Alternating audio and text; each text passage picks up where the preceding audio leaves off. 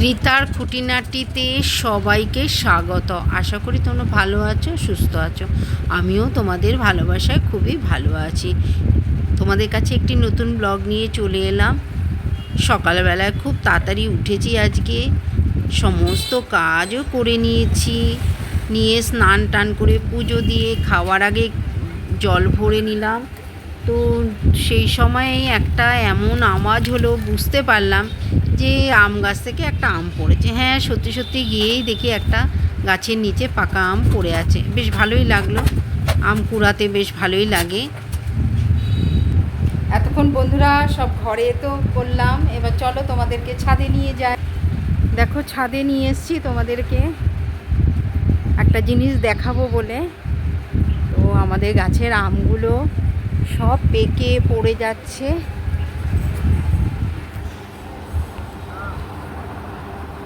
দেখতে পাচ্ছ? দেখো আমগুলো কিরকম পেকে পেকে রয়েছে।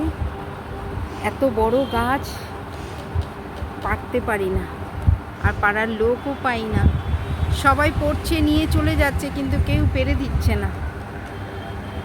ওই পড়ছে, পড়ে পড়ে ফেটে যাচ্ছে। আজকের ওয়েদারটা ভীষণ সুন্দর, দেখো।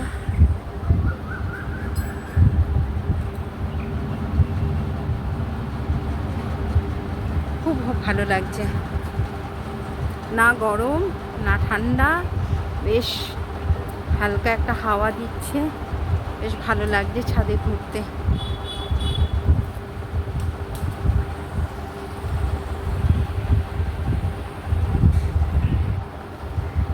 ছাদের এই জায়গাটা তো আমার ভীষণ ভালো লাগে, এত সুন্দর হাওয়া দেয় এখান দিয়ে, খুব ভাল লাগে।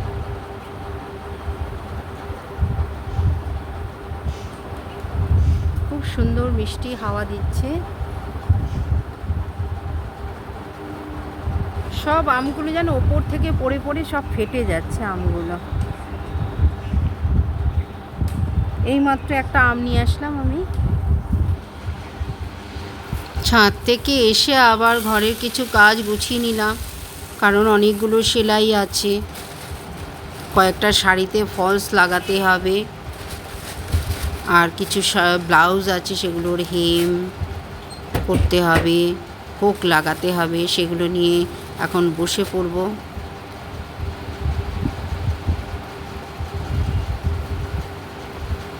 তোমাদের ব্লগটা কেমন লাগলো কমেন্ট করে জানিও।